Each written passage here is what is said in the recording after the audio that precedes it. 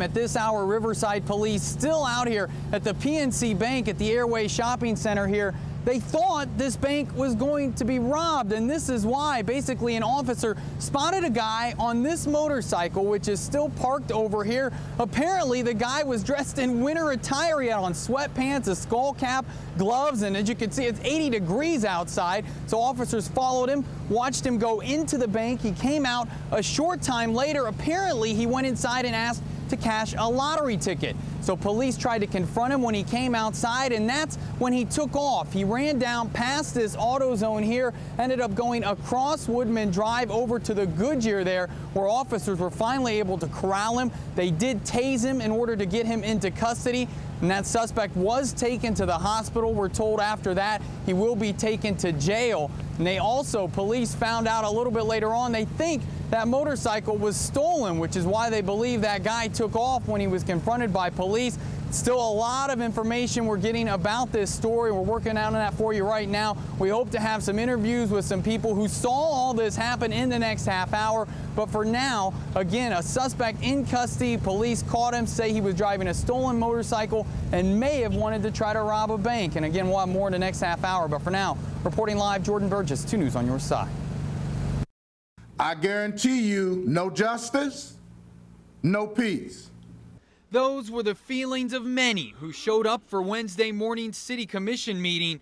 Applause followed each of the 4 speakers who questioned the police department's handling of the death of Kylan English. Seeing what happened and seeing the tape, we don't feel safe. That tape of English being taken to the Montgomery County Jail may be in color, but its interpretation is filled with shades of gray. Where some see a suspect being examined, others see a family member being harassed. This video shows that excessive force by the Dayton Police Department was used on this young man. When it comes to finding out what happened, city leaders are asking for patience. City Manager Tim Reardon says the FBI and the Justice Department have been asked to look into the case. He says it could be another 3 weeks before a final report comes out. There are a lot of people to interview. There's a lot of things to be done, and so I think we all need to wait till the whole investigation is done before jumping to conclusions. But some don't want to wait on the investigation. They feel like they already have a clear picture of what's going on, and they had warnings for those who might see things differently. If you don't think the citizens that voted you in can put you out, you ignore this situation. But what say something doesn't happen and it blows up with police officers involved and results in a riot? What happens then? Take a stroll through this Kettering neighborhood and you can't help but notice the squirrels. They're everywhere, to the point you would think they were being trucked in. It's terrible. It's terrible. We've got more squirrels per capita here in this neighborhood than I think anywhere in the world. But talk to the neighbors here and they'll tell you what's attracted all these squirrels to their street. This woman, Anique Richardson. People are oblivious that the animals are cold and hungry too, okay? Yes, I feed them. Feed might be an understatement. According to neighbors, Richardson walks the block tossing out peanuts for the squirrels or putting them in trees or on cars. She even leaves water dishes for them. The actions may seem harmless, but those we talked with say Richardson's furry friends have become brown menaces, digging up yards and clogging up air conditioners with peanuts. Every day I have to do this. It's created damage to people's cars. The squirrels, rodents are crawling up under people's hoods of their cars, chewing apart wires. One woman told us she was even forced to move because of the peanuts. And I said, "You're going to kill my grandson." She said, "Oh, it can't do that." And I said, "Oh, yes, it can." You see, Jane Shrimp's 5-year-old grandson has a severe peanut allergy. She says she tried to reason with Richardson, get her to use corn or something else, but she wouldn't do it. Food allergies are not to be scoffed at, and she pretty much did. Police and animal control have warned Richardson about going on other people's properties with her peanuts. Now she's facing 2 counts of trespassing. We're hoping that she realizes what's transpired here and maybe her actions can kind of change in some ways. We went to Richardson with her neighbors' concerns. She told us she has a few who don't mind her feeding the squirrels, but admitted she's defied those who want her to stop. But do you think maybe you went a little too far? Oh, of course it's a little bit too far, but I know their needs and people don't see it because we are busy with our life. And the scale of destruction here is just hard to imagine, partly because it's almost like something out of a tall tale. A tree with roots bigger than a person that ends up falling on a house and causing a ton of damage here in this Riverside neighborhood. And this tree, just one of many here that was toppled by the storm that seemed to knock down a forest full of them. I looked up in the sky and I thought, man, it's going to come. It's going to rock and roll. The word war zone comes to mind when you look down Harlow Drive near Charlwood Avenue. But if that's the case, then it's pretty clear this battle was won by Mother Nature. With stuff flying around that I didn't think would ever fly around. When the winds finally died down, people in this Riverside neighborhood came outside to find trees ripped out of the ground by their roots, as if the wind just tossed around the trunks like toothpicks.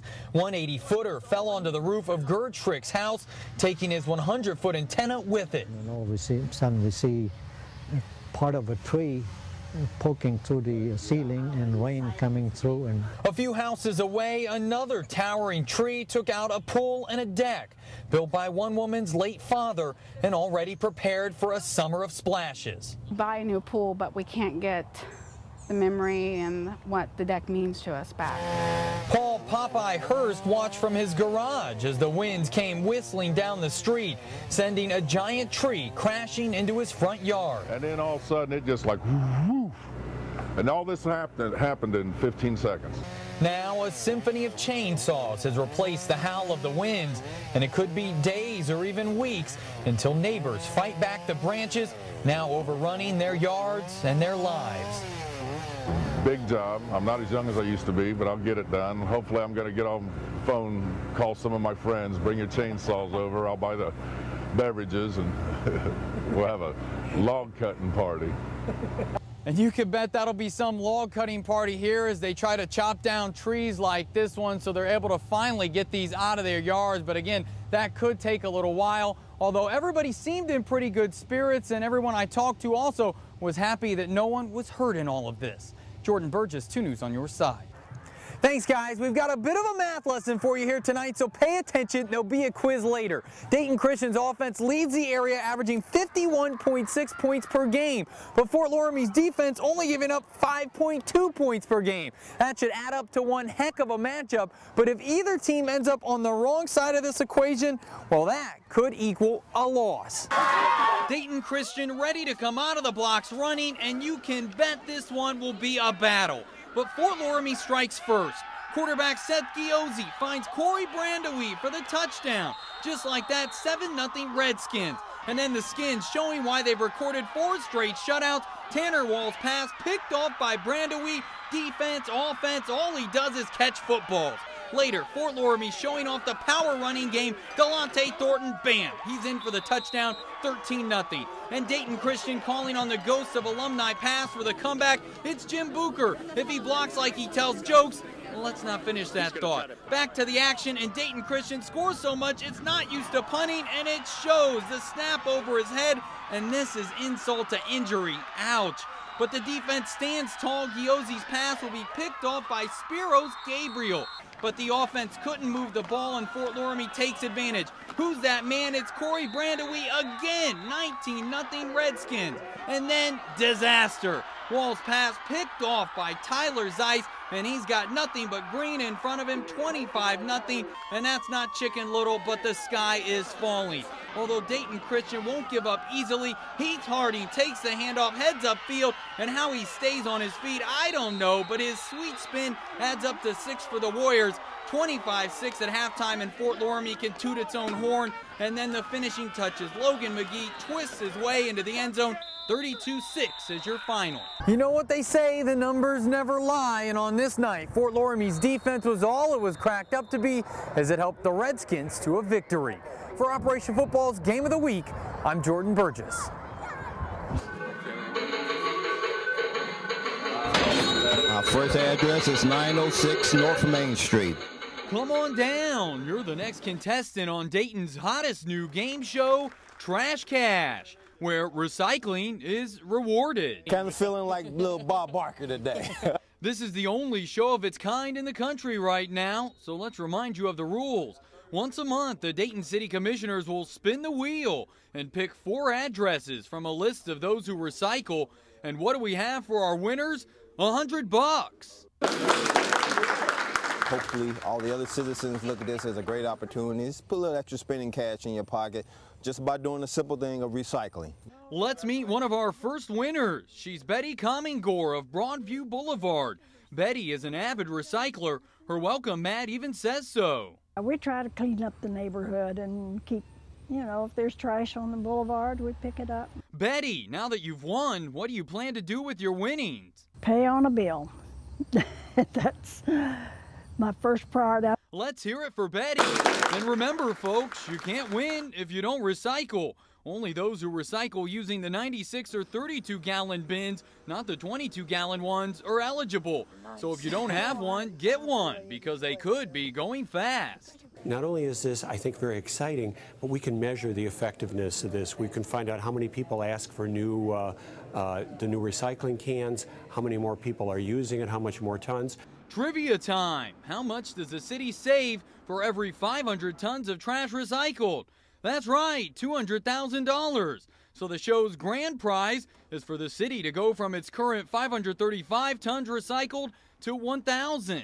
It might work and it might not, you know, and we're going to try it. If it fails, we'll try something else. We're almost out of time for this month's show, but first, the city would like to give a big thank you to the sponsor, Rumpke Recycling, which put up $3,000, so your tax money isn't being used to fund the prizes. Oh, that sound means we're out of time. If you didn't win, remember, there's always next month on Trash Cash. Signing off for 2 News, I'm Jordan Burgess. Their course load can sometimes be a heavy one. But that's what happens when your classroom is the great outdoors and your teacher is Mother Nature, who can impart some hard lessons. But gardening is still something these kids dig. But it's really healthier, it's cheaper, it's easier. It's just, the taste of a fresh vegetable tastes way better than the store. And for the 20 students who are part of the City Beats program, it doesn't get much fresher than this. The 8-week course run by 5 Rivers Metro Parks gives the kids a chance to grow their own fruits and vegetables, something some have never done. The girls who were harvesting potatoes, they've never harvested potatoes before. So they were really excited to find those little itty-bitty baby potatoes in the ground, which probably we could let keep going for a little while. The students grow everything from raspberries to garlic. Everybody has their favorites. I like the peas. They look really, not exotic, but they just look very pretty, I guess. Even a little rivalry has developed over who's got the greener thumb. We're gonna have raspberries, Midrill. We are too. Ours can be ready by next Friday. On Saturdays, the students get to sell their produce at the 2nd Street Market. It tends to go fast. Oh yeah, totally, because I mean, like, we're adorable. So it's not very difficult. But the kids take away a different kind of green than just money. They also find out what it's like to live a healthier lifestyle. So not only do they get a taste for the food, but they learn how they can do it themselves at home. In fact, many are ready to start their own gardens at home. Yes, I am. I just have to get rid of the woodchucks in my backyard before they eat everything.